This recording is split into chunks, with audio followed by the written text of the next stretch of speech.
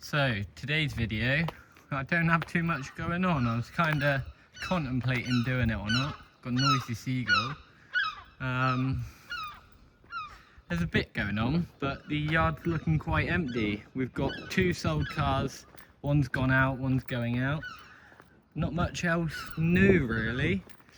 The DS3, we've bought that back again. Sold that to a lovely lady, but she was a first-time driver, and after 2 weeks she didn't like the car anymore. So I don't know what was really going on there. No issues with the car, just wasn't to our liking. Fortunately, if you buy a car off a dealer, you can bounce it back within the first 14 days. So on day 14, boom, we got it back. I think she's done about 200 miles, not a lot really. The C4, no, C4, C-Max, C4's over there.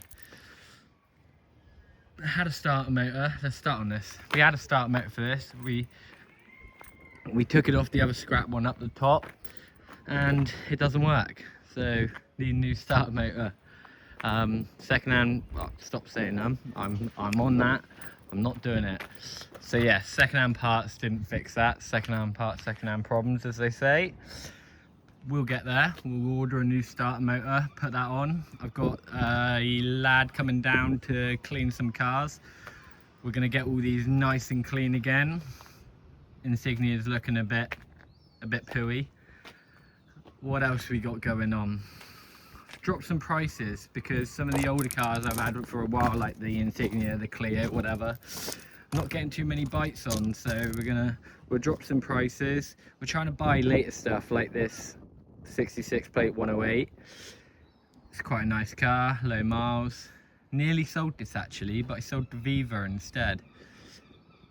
We've had quite a bit going on. I've had a few people on the Mocha, still waiting to get that front bumper painted. That could be it, but we'll get there with that. Bit more poo on this Corsa. That's why I really need the cars to be cleaned. I just don't have the time. There's not enough hours in the day to get over them, and especially with the sun, you've got to be on it. You can't pour a bucket or whatever over a car and then leave it there to cook in the sun. But this Corsa ready for sale. Just need to put a price tag in that. Fiesta, I've had someone on recently, but didn't come with anything. Lovely car, that little diesel 1.4 DS3. We'll get that gone soon. Shouldn't struggle to sell on a 12 plate, late 12 plate for £2,200. That'd be a little gem when it goes, and we know it's good because the previous lady done 200 miles on it. So that's that. Making a bit of progress with the Safira. Combo we need to do something with. I think that's in for Diag. C1's being traded out. That's needs MOT retest. Just done. What do we do? Let's have a look. I need to get a stereo. Come without a stereo, and the steering wheel's a bit, but I don't know what we're doing with that. Probably leave the steering wheel. So it's had 2 bulbs and a set of pads. That's ready to be traded out with a fresh ticket on it. Viva, lovely little gem, taking a while. This took a long time to get I think it was a power steering module sent away and cloned, or a replacement, or whatever we done. I can't remember, but it's a lovely thing. I didn't do a video on it. It featured in a video, but 57,000 miles, 1 litre, £20 tax, 2 keys, service history. It's quite a nice little thing, I think. I've not sold a Viva yet, and this one sold before I even got it on sale. So funnily enough, the boss parked it round the neighbour's house and just left it outside and said, "This is yours, have a look." They were quite happy. We were going to take in their Picanto on part exchange, but that has now been sold, so we're just doing a a cash deal essentially. It's a lovely car, 5-door Viva, 16 plate, 57k on the clock. It's a bit smaller than the Nagila and a bit bigger than the Corsa. I don't mind them. Looking nice and clean. Looking nice and clean. Maybe I have to do the glass again. You see a bit of smear. I don't know if... Yeah, I just wiped down the glass again, but that'd be a nice car. I can't see that ever coming back for a warranty issue. Not that it's a problem if it does, because of course we'll sort it.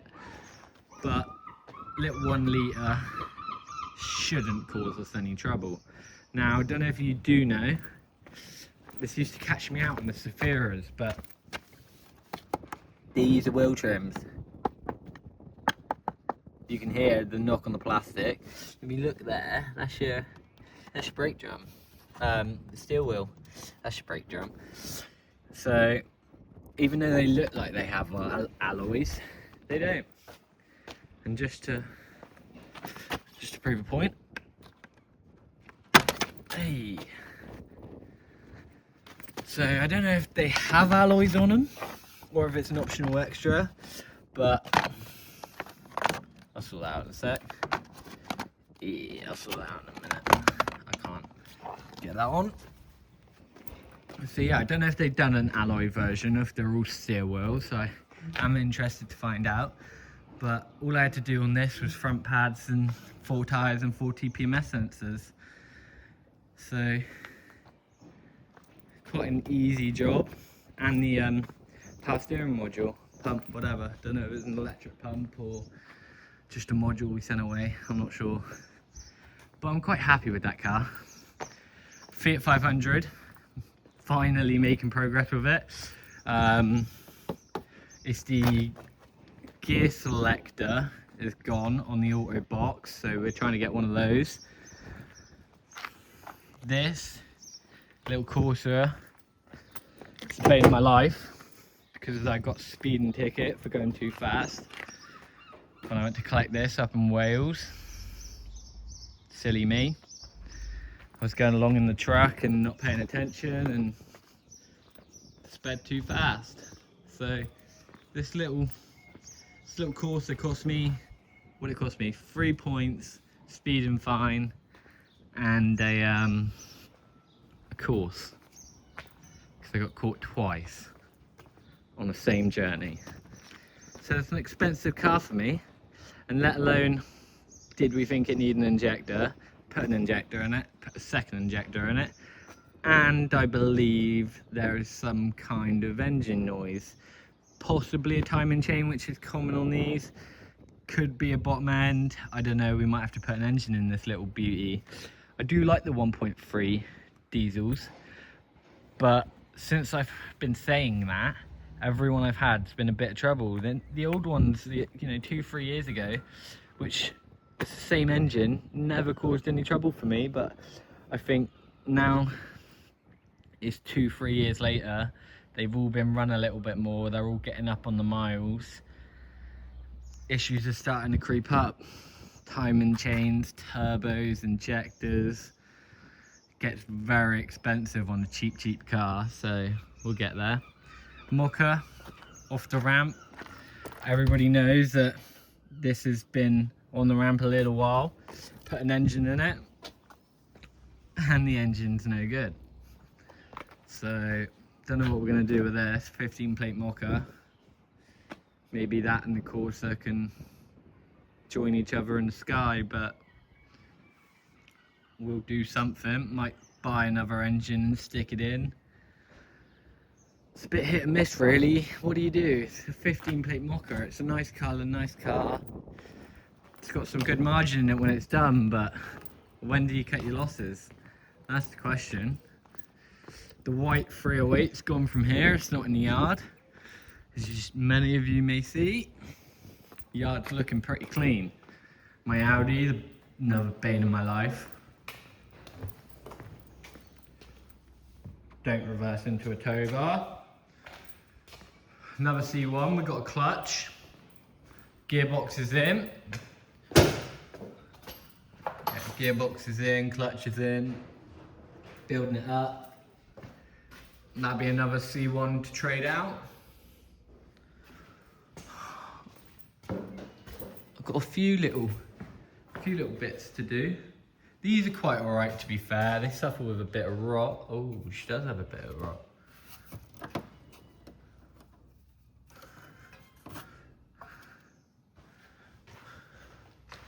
What else we got under here? I don't even know if you can. Oh, that's the bottom of the floor, isn't it? That's where the tyre. That's aluminium to me. Don't know. Well, it's gonna. We're not selling it here anyway. We're gonna sell it to a trader and trade it out. What else have we got? Truck's having a DPF. That's off. Been sent away to pool. Let's get a little peek under the bonnet where the big hole is. Nope. You can't see nothing. Can't see nothing. Can you see it down there? No. You wouldn't even know the DPF's off. Some of them you got a bit of a room down there where you can see the turbo exhaust and DPF, but not on that one. Here's my white 308. We've had the door off it for a little while, but door's back on. Just got to sort the window, and that'll be ready for sale. The other twin one went to the scrapyard. I weighed that in. It's quite a nice car. Comes up really nice on camera. Obviously needs a clean, but the paint looks pretty good. 13 plate 308. Should be a nice little seller. So yeah, there's a bit going on, not too much. The other thing I did miss was the petrol white Swift, Suzuki Swift. We had two. We had a 12 plate and a 13 plate, 63 and a 12, and the 63 plate has now been sold. So I sold that earlier in the week to a lovely, lovely, lovely gentleman. He had a poor micro, a really poor micro. Someone stitched him up big time. They sold him this micro, I think for £500. It needed an alternator because the alternator light was on. It was leaking oil like no tomorrow. Dipstick was snapped, rotten as a pear. He had a, let me go open this Duke up. Making progress with this Duke as well. Oh, why have they locked it? Oh, they locked the back door. Guess that's probably the flat battery. There we go. So, what he had was a little switch just on the side of the plastic here. So you'd open up this rear door, flick the little light switch, and boom, that opened his tailgate, boot lid, whatever. Battery's obviously flat. So yeah, that was quite interesting. It was a proper shed of a micro. We gave him scrap money for it, honestly. We told him, look, it's gonna cost you X to fix. You've already paid X. It's going to cost you X to fix. You've already paid Y. You're going to be way over triple what you paid just to mend this car, let alone all the other issues it had. So it would have been alternator, oil leak sorting, oil filter was leaking, as well as other oil leaks. So you're looking at an oil change. What else did it have? It was rotten as a pear, needed welding. The boot light had list and list of advisories on the MOT. Battery tray was rotten, and the battery tray was insecure. It was literally had holes in the battery tray, and when you drove it, the battery would go like that. So definitely not safe. And then it had limp mode, engine management light, traction control light. It backfired and puffed out black smoke. It was a shed. Now this poor chap was just trying to sell it for $950, $750. He's a proper old boy. I don't think he knew how bad this car was, but kind of as we understand, I explained to him the state of what it would take, the state it was and what it would take to repair it. It was just much better him buying another car. So he had a little look around, came back another day, had another look around, then came back a third time and decided to purchase one.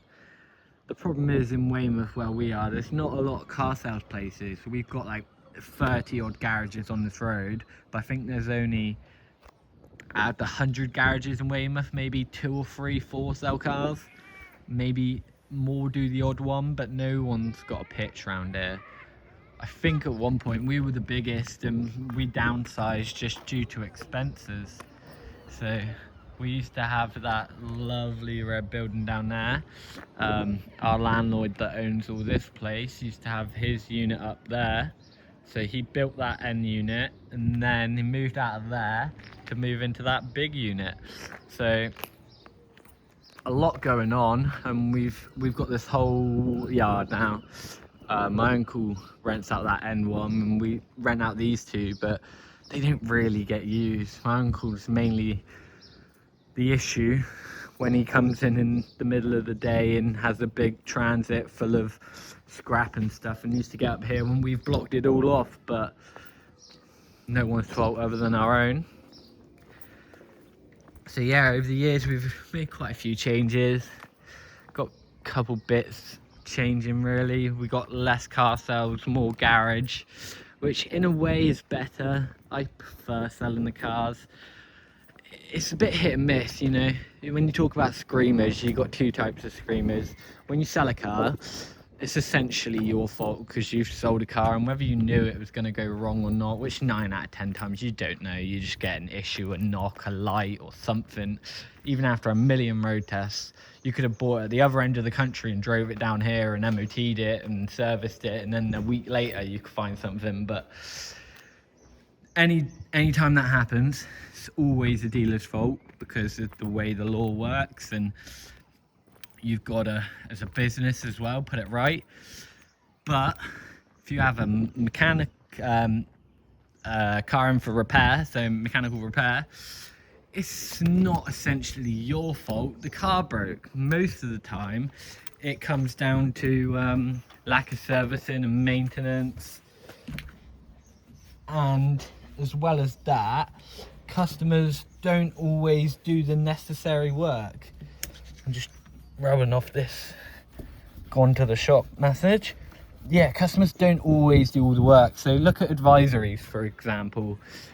Most people will just do the bare minimum and just get it through the MOT. They'll deal with the advisories as and when they can, which is fair enough. But are you not then prolonging the issues? And if you're not getting that work done, you're not then forking out for servicing. If you've got, let's say, £300 worth of advisories, let's say 2 tyres, a set of pads, and some suspension related bits or something, let's say it costs you 500 quid. You're not going to then spend £300-400 on a major service, get all that serviced up, when you've still got X to pay in repairs. So you just prolong the issue. And again, it's not our fault. We may repair a car and fix what's, you know, there at the time, and something else may appear. Unfortunately, that is the way it is with cars, and as a business that repairs the cars, everybody seems to think it's our fault. But again, if you look after your car, 9 out of 10 times these issues never occur. If you keep on top with all the servicing, when you hear a noise or see a light, if you get it booked in, get it sorted, I guarantee that car will look after you. Maybe 1 out of 10, if not more, that's not the case. 9 out of 10 times, if you look after the car and it's been a good car for years, it will look after you.